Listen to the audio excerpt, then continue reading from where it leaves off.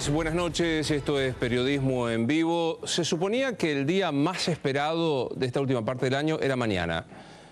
Si pasa algo más de todo lo que pasó en este 6 de diciembre, va a ser definitivamente el día más impactante de los últimos tiempos de la historia contemporánea argentina. Hoy ha sido el 6D que va a tener que ser recordado por un montón de motivos. Motivos climáticos, y enseguida vamos a estar hablando porque se produjo la tormenta más fuerte de los últimos 63 años. Según dijo Diego Santilli, cayeron 158 milímetros en Coglan, en Recoleta y en Palermo. Y lo que hay que advertir, y lo vamos a hacer durante todo el programa, es que a las 11 de la noche está previsto que vuelva a llover con la misma intensidad, con muchísimos vientos, con ráfagas que se estiman pueden llegar hasta los 60 kilómetros y también con posibles cortes de energía que ya se están dando. Hay gente que está reclamando por luz en la zona de Caballito, en la zona de Lugano, y no hay respuesta de las empresas. Nos encantaría que las empresas, si quieren decir qué es lo que va a pasar con el servicio a los vecinos, usen Periodismo en Vivo, porque estamos precisamente en vivo para hacerlo. Esta mañana, a las 8:30, una nube tóxica. Se dijo que era un pesticida, que no tiene demasiadas consecuencias, pero comenzamos esta mañana, luego seguimos con la tormenta y como si fuera poco, el 7D tuvo un anticipo con un fallo de la Cámara que aquí tenemos. Estas son las 10 fojas de las 2 resoluciones de la Cámara que ha resuelto anticipadamente lo que se creía iba a tardarse y tiene que ver con la medida cautelar pedida en su prórroga por el Grupo Clarín. Enseguida vamos a estar hablando con especialistas, pero para tratar de graficar lo que a nuestro modo es un fallo impactante. E imagino que el mayor impacto, y no precisamente por lo bueno, debe estar en este momento en Olivos, donde está reunido parte del gabinete con la Presidenta de la Nación.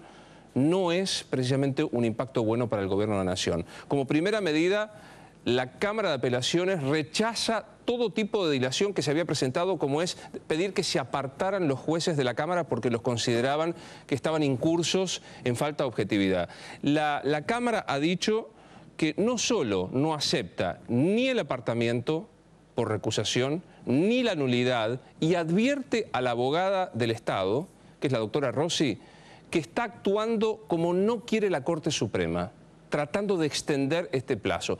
No es muy frecuente que una Cámara advierta a la doctora Rossi de este procedimiento. Y luego, que es lo más importante, la Cámara acaba de decir que debe seguir vigente la medida cautelar que beneficia al Grupo Clarín a la hora de comenzar el proceso que el gobierno quiere y que llama de desinversión, porque no hay riesgo en la demora. Esto es muy interesante. La Cámara dice, no hace falta quitar esta medida, porque no hay riesgo de que el fallo de fondo, el que declare la constitucionalidad o no de esta situación, no falta mucho para darse. Dice, hace muy poco se produjo un paso procesal, que es los alegatos de las partes en septiembre. Estamos al borde de que el juez Alfonso de primera instancia diga si tiene razón Clarín o si tiene razón el gobierno. Si desinvertir como quiere la ley, especialmente el artículo 161, es violatorio de los derechos de propiedad, entre otros, protegidos por la Constitución, o si no. Y aparte, dice que no se puede obligar a desinvertir en este momento al Grupo Clarín, porque si el fallo eventualmente es contrario al gobierno, se ha lesionado un derecho esencial del Grupo Clarín. Hace momentos, el ministro de Justicia, Julio Lac, aquel que había anticipado que estaba dispuesto a llevar a juicio político a todos los jueces que fallaran en contra de los procesos legislativos iniciados por el Ejecutivo, acaba de decir que va a pedir que se aboque por per saltum la Corte sobre el tema de la nulidad.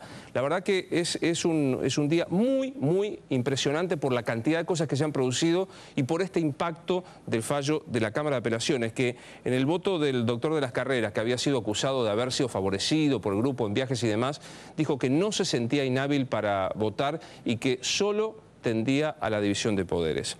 Están con nosotros y vamos a charlar sobre este tema el senador nacional Samuel Cabanchik. Gracias por estar con nosotros. Gracias por la invitación. Por favor. El doctor Roberto Boico, que es abogado constitucionalista, gracias por estar con nosotros. Y el senador nacional Mario Cimadevilla, de la UCR, gracias por estar con nosotros. ¿Es un fallo, desde el punto de vista personal suyo, senador, para celebrar, para tener en cuenta, para deplorar? ¿Cuál es su posición? Mire, yo creo que hay poco para celebrar en la Argentina de hoy, sobre todo en cómo se han deteriorado las relaciones del poder político con los otros, del poder ejecutivo concretamente, con los otros poderes del Estado, ¿no? A ver, yo creo que la causa Clarín lo que pone sobre el tapete es una manera de gerenciar el poder que tiene el oficialismo que pasa por no querer someterse ni a la Constitución ni a la ley. Este es el problema central que hoy tiene el Poder Ejecutivo. Y donde visualiza de que algo no le puede ser favorable, empieza con estos ataques a la justicia, estas recusaciones masivas, estas descalificaciones que se han hecho. Es decir, este yo creo que es el tema central en la Argentina. Un gobierno que no quiere someterse ni a la Constitución ni a la ley. Y va a agredir, como agrede, al Congreso, al Poder Judicial y a todo lo que se ponga delante de lo que son los caprichos de la Presidenta. Yo hacía un resumen, doctor Boyko, de lo que creo, de lo que he leído en este fallo. ¿Comparte lo que dije o cree que hay otra cosa que se ha dicho en este pronunciamiento? No, el fallo más o menos dice eso. Me parece que esto es una profecía autocumplida, porque el 3 y 4 de diciembre la Cámara Federal, con distintas integraciones, homologó la permanencia de los jueces que habían sido denunciados por graves delitos cometidos supuestamente en la función jurisdiccional, concretamente de las carreras. Tiene un proceso penal por dádivas, lo cual implica que más allá de que la causa penal esté en un estado incipiente y larval, lo cierto es que es una grave acusación que ameritaría el apartamiento del juez de las carreras, que ha sido uno no hay de los ni que procesamiento allí. ¿Cómo? No hay procesamiento en eso. No, recién se inició la causa. No, digo, se supone que es inocente el doctor de las carreras. Por supuesto, hasta que no haya sentencia. Lo que pasa es que una acusación semejante a un juez de la Nación que tiene que dirimir una cuestión tan trascendente como esta, me parece que por una cuestión de decoro moral debería haberse apartado. Ese es un extremo que...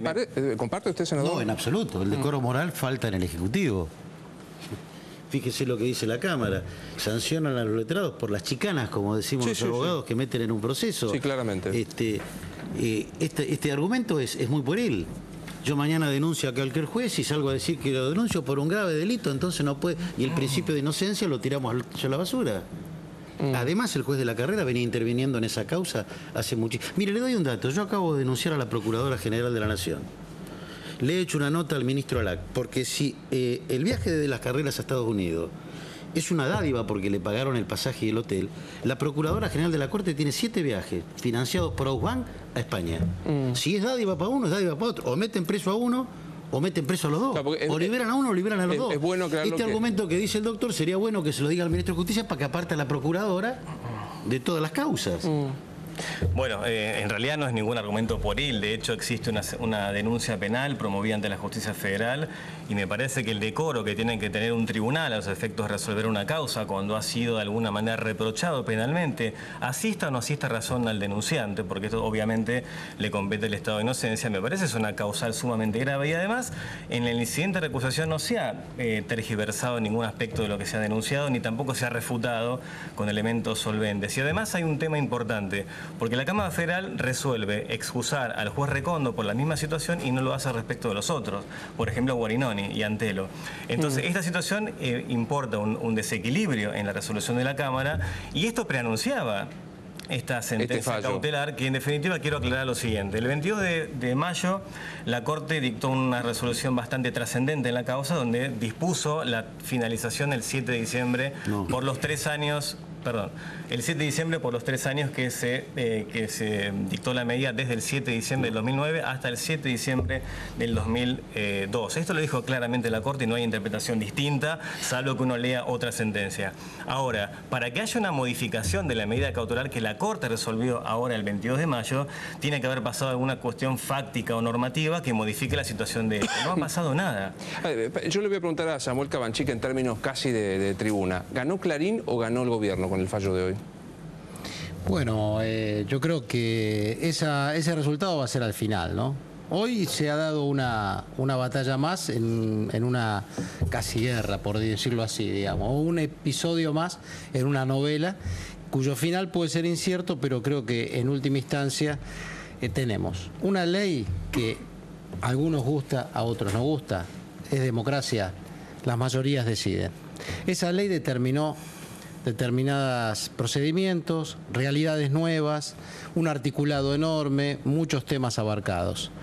El conflicto está presentado en una cuestión que tiene que ver con cuestiones económicas, empresariales, el tema de la desinversión. Cuando discutimos la ley en el Congreso Nacional, la cuestión era 1 año o 3 años. O sea, ¿qué es lo que pedía en general el Grupo Clarín y otros interlocutores que tuvimos desfilando por diputados y por senadores en las audiencias, en reuniones en los despachos. Lo que fundamentalmente se pedía es una cláusula de desinversión con una razonabilidad de tiempo. 3 años. 3 años pasaron, digamos. Entonces, el fondo de la cuestión, de alguna manera, fácticamente, no de derecho, pero fácticamente, ha sido resuelto para aquel contexto en el que se discutía tiempos en la desinversión.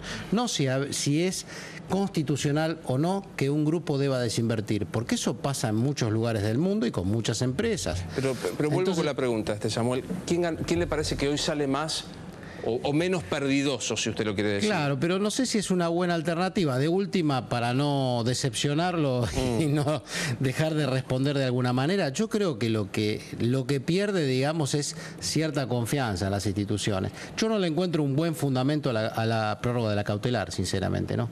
Porque entiendo también que la Corte Suprema había puesto un término al proceso de una cautelar vigente por demasiado tiempo. ¿No comparte, senador, esto que dice Cabanchik? No, si te tengo que contestar quién perdió, te digo que está perdiendo la República y hace tiempo.